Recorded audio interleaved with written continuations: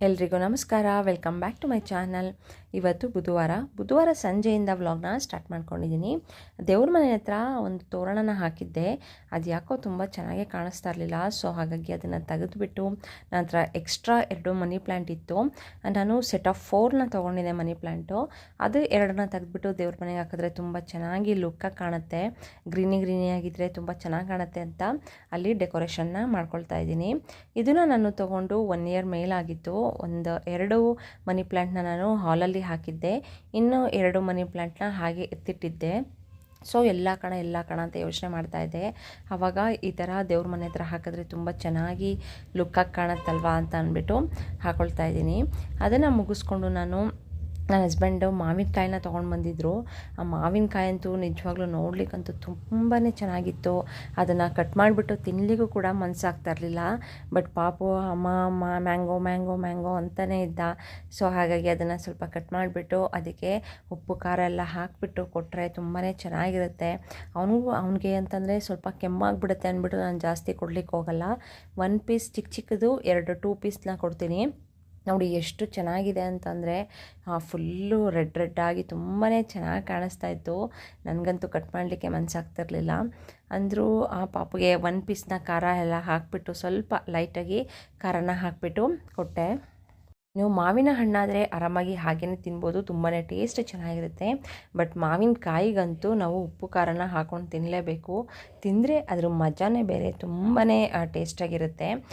So ನನ್ನ ಮಗನಿಗೆ ಸ್ವಲ್ಪ ಚಿಕ್ಕದಾಗಿ ಕಟ್ ಮಾಡಿಬಿಟ್ಟು ಅವನಿಗೂ ಕೂಡ ಸ್ವಲ್ಪ ಲೈಟಾಗಿ ಉಪ್ಪು ಖಾರ ಎಲ್ಲ ಹಾಕಿಬಿಟ್ಟು ಕೊಡ್ತಾಯಿದ್ದೀನಿ. ಇದನ್ನು ಮುಗಿಸ್ಕೊಂಡು ನಾನು ವಾಕಿಂಗ್ ಕರ್ಕೊಂಡು ಹೋಗೋಣ ಪಾಪುನ. ಡೈಲಿ ನಾನು ಸ್ವಲ್ಪ ವಾಕಿಂಗ್ಗೆ ಕರ್ಕೊಂಡು ಹೋಗ್ತೀನಿ. ನಾನು ವಾಕ್ ಮಾಡ್ದಂಗೆ ಆಗುತ್ತೆ ಆ್ಯಂಡ್ ಅವನು ಕೂಡ ಆ್ಯಕ್ಟಿವ್ ಆಗಿ ಇರ್ತಾನೆ. ಅಂತಂದರೆ ಹೊರಗಡೆ ಮನೆಯಲ್ಲಿ ಮಕ್ಕಳನ್ನ ಒಳಗಡೆ ಕೂಡಾಕೊಂಡ್ರೆ ಅವರು ತುಂಬ ಆ್ಯಕ್ಟಿವ್ ಆಗಿ ಇರೋದಿಲ್ಲ. ಏನೋ ಒಂಥರ ಅಂದರೆ ಮೊಬೈಲ್ ಹಾಕ್ಕೊಡ್ಬೇಕು, ಇಲ್ಲಾಂದರೆ ಟಿ ವಿ ಹಾಕ್ಕೊಡ್ಬೇಕು, ಈ ಥರ ಅದರಲ್ಲೇ ಅಡಿಕ್ಟ್ ಆಗಿಬಿಡ್ತಾರೆ. ಆವಾಗಿನ ಕಾಲದಲ್ಲಿ ನಮಗೆಲ್ಲ ಟಿ ವಿ ಇರಲಿಲ್ಲ, ಮೊಬೈಲ್ ಇರಲಿಲ್ಲ. ಸೊ ನಾವು ರೇಡಿಯೋ ಎಲ್ಲ ಇತ್ತು ನಮ್ಮ ಮನೇಲಿ ಆವಾಗಿನ ಕಾಲದಲ್ಲಿ. ಸೊ ಅದನ್ನು ಕೇಳಿಕೊಂಡು ಸುಮ್ಮನೆ ಟೈಮ್ ಪಾಸ್ ಮಾಡ್ತಾಯಿದ್ವಿ. ಹಾಗೆಯೇ ನಮ್ಮ ಅಕ್ಕ ಆಗಿರ್ಬೋದು, ಅಣ್ಣ ಆಗಿರಬಹುದು, ಆ ಥರ ಎಲ್ಲ ಅವ್ರ ಜೊತೆ ಆಟಾಡ್ತಾಯಿದ್ವಿ. ಬಟ್ ಈಗಿನ ಜನ್ರೇಷನಲ್ಲಿ ಮೊಬೈಲು ಮತ್ತು ಟಿ ವಿ ಅಂದರೆ ಮಕ್ಕಳು ತುಂಬಾ ಅಡಿಕ್ಟ್ ಆಗಿಬಿಡ್ತಾರೆ. ಸೊ ಹಾಗಾಗಿ ನಾನು ಅವನಿಗೆ 1 ಟೈಮ್ ಅಷ್ಟೇ ರೈಮ್ಸ್ನ ಹಾಕ್ಕೊಡ್ತೀನಿ ಅಷ್ಟೇ. ಸ್ವಲ್ಪ ಅವನು ಕೂಡ ಕಲ್ತ್ಕೊಳ್ಳಿ ಅದನ್ನು ಅನ್ನೋದಕ್ಕೋಸ್ಕರ ಹಾಕ್ತೀನಿ ಅಷ್ಟೇ. ಇನ್ನು ಈವ್ನಿಂಗ್ ಅಂತೂ ನಾನು ಅವನ್ನ ಸ್ವಲ್ಪ ಹೊರಗಡೆ ವಾಕಿಂಗ್ ಕರ್ಕೊಂಡು ಬರ್ತೀನಿ. ಅವನು ಕೂಡ ಸ್ವಲ್ಪ ಹೊರಗಡೆ ಎಲ್ಲ ನೋಡಲಿ, ಅಂದರೆ ತುಂಬಾ ಚೆನ್ನಾಗಿರುತ್ತೆ ಈವ್ನಿಂಗ್ ಟೈಮು ನೇಚರೆಲ್ಲ. ಸೊ ಹಾಗಾಗಿ ಅಲ್ಲಿ ಒಂದು ನಾಯಿ ಕೂಡ ಇತ್ತು. ಅವನು ಅದನ್ನು ನೋಡಿಬಿಟ್ಟು ತುಂಬಾ ಹೆದ್ರ್ಕೊಂಡು ಹಿಂದೆ ಬರ್ತಾಯಿದ್ದ. ಆ ನಾಯಿ ನೋಡ್ತಾ ಇದ್ದರೆ ನಾವು ಕೂಡ ನಮ್ಮ ಮನೆಯಲ್ಲಿ ನಾವು ಚಿಕ್ಕವರಿದ್ದಾಗ ಒಂದು ನಾಯಿನ ಅದೇ ರೀತಿ ಫುಲ್ಲು ಬ್ಲ್ಯಾಕಿಯಾಗಿರೋ ನಾಯಿನೇ ಸಾಕಿದ್ವಿ. ಅದು ಸ್ವಲ್ಪ ದಿನ ಇತ್ತು, ಆಮೇಲೆ ಅದು ಸತ್ತೋಗ್ಬಿಡ್ತು. ಅದು ನೆನಪಾಗ್ತಾಯಿತ್ತು ನನಗೆ.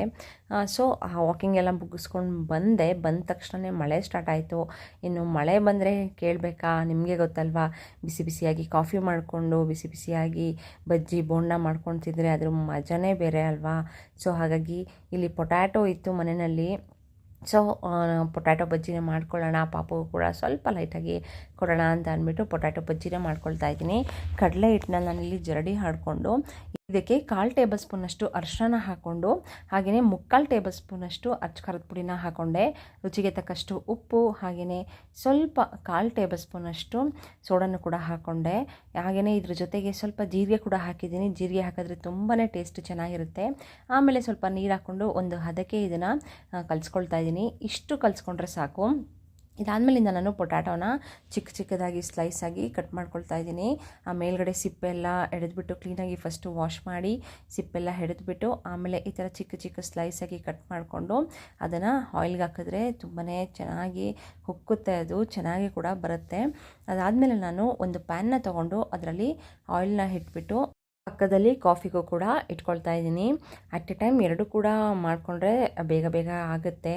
ಬಿಸಿಯಾಗಿ ತಿಂತಾಯಿದ್ರೆ ತುಂಬ ಚೆನ್ನಾಗಿರುತ್ತೆ. ಹೊರಗಡೆ ತುಂಬ ಹೆವಿ ಮಳೆ ಬರ್ತಾಯಿತ್ತು. ಸೊ ಹಾಗಾಗಿ ಬಿಸಿ ಕಾಫಿನ ಕುಡಿತಾ ಬಜ್ಜಿ ತಿಂತಾ ಮಳೆನ ನೋಡ್ತಾ ಎಂಜಾಯ್ ಮಾಡ್ತಾಯಿದ್ರೆ ತುಂಬಾ ಚೆನ್ನಾಗಿರುತ್ತೆ.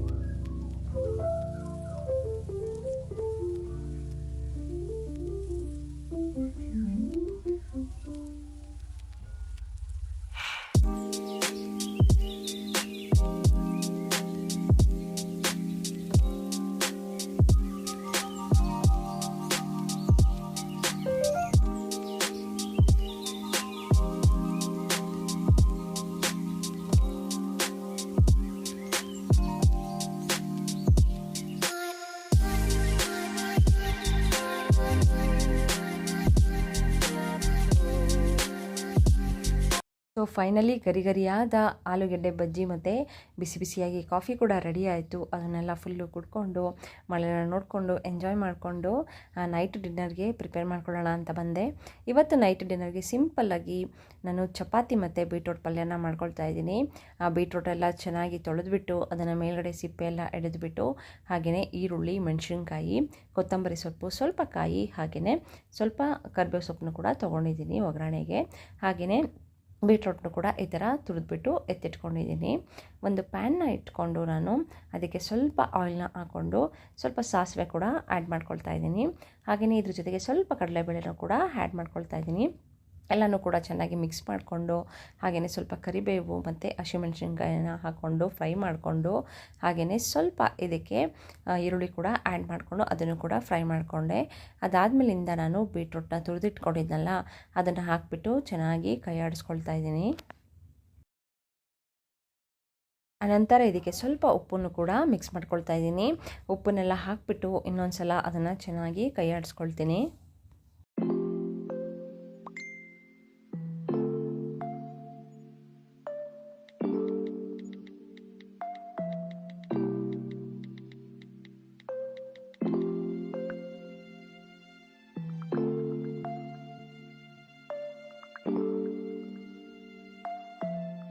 ಅದಾದಮೇಲಿಂದ ನಾನು ಸ್ವಲ್ಪ ಕಾಯಿ ತುರಿನ ಕೂಡ ಹಾಕ್ಕೊಂಡು ಚೆನ್ನಾಗಿ ಮಿಕ್ಸ್ ಮಾಡ್ಕೊಳ್ತೀನಿ. ಫೈನಲಿ ಇದಕ್ಕೆ ಸ್ವಲ್ಪ ಕೊತ್ತಂಬರಿ ಸೊಪ್ಪನ್ನ ಹಾಕ್ಕೊಂಡು ಚೆನ್ನಾಗಿ ಫ್ರೈ ಮಾಡಿಕೊಂಡ್ರೆ ಬೀಟ್ರೋಟ್ ಪಲ್ಯ ಕೂಡ ರೆಡಿಯಾಗುತ್ತೆ.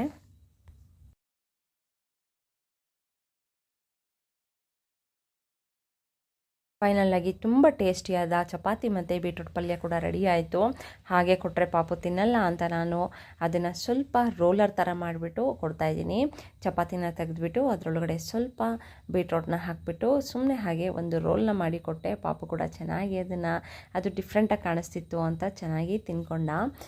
ಮಕ್ಕಳುಗಳು ಹಾಗೆ ಅಲ್ವಾ, ಹೊಸದಾಗಿ ಏನಾದರೂ ಡಿಫ್ರೆಂಟಾಗಿ ಮಾಡಿಕೊಟ್ರೆ ಅವ್ರಿಗೂ ಕೂಡ ಇಷ್ಟ ಆಗುತ್ತೆ. ಅಂತಂದರೆ ನಾವು ಮಾಡೋದನ್ನೇ ಡಿಫ್ರೆಂಟಾಗಿ ತೋರಿಸಿದ್ರೆ ಅವರು ಏನೋ ಒಂಥರ ಹೊಸ್ದಾಗಿ ಕಾಣಿಸ್ತಿದೆ ಅಂತ ಅಂದ್ಬಿಟ್ಟು ಚೆನ್ನಾಗಿ ತಿನ್ಕೊಳ್ತಾರೆ. ಸೊ ಹಾಗಾಗಿ ನಾನು ಈ ಥರ ರೋಲರ್ನ ಮಾಡಿಕೊಟ್ಟೆ. ಏನೇ ಊಟ ಎಲ್ಲ ಮುಗಿಸ್ಕೊಂಡು ಪಾಪಗೂ ಕೂಡ ಎಲ್ಲ ತಿನ್ನಿಸ್ಬಿಟ್ಟು ಅಡುಗೆ ಮನೆಯೆಲ್ಲ ಫುಲ್ಲು ಕ್ಲೀನ್ನ ಮಾಡಿಕೊಂಡೆ. ಪಾತ್ರೆ ಎಲ್ಲ ವಾಷಿಂಗ್ನ ನಾನು ನೈಟೇ ಮಾಡ್ಕೊಬಿಡ್ತೀನಿ, ಯಾಕಂದರೆ ಮಾರ್ನಿಂಗ್ ತುಂಬ ಜಾಸ್ತಿ ಕೆಲಸ ಇರುತ್ತೆ, ಪಾಪು ಬೇರೆ ಕೈ ಬಿಡಲ್ಲ. ಸೊ ಹಾಗಾಗಿ ನೈಟೇ ಫುಲ್ಲು ಎಲ್ಲ ಕ್ಲೀನ್ ಮಾಡಿಕೊಂಡೆ. ಇದಾಗಿತ್ತು ಇವತ್ತಿನ ನನ್ನ ವಿಡಿಯೋ. ಇಷ್ಟ ಆದರೆ ಲೈಕ್ ಮಾಡಿ, ಶೇರ್ ಮಾಡಿ, ಕಮೆಂಟ್ ಮಾಡಿ, ಸಬ್ಸ್ಕ್ರೈಬ್ ಮಾಡ್ಕೊಳ್ಳೋದನ್ನ ಮರಿಬೇಡಿ. ಬಾಯ್ ಬಾಯ್, ಟೇಕ್ ಕೇರ್.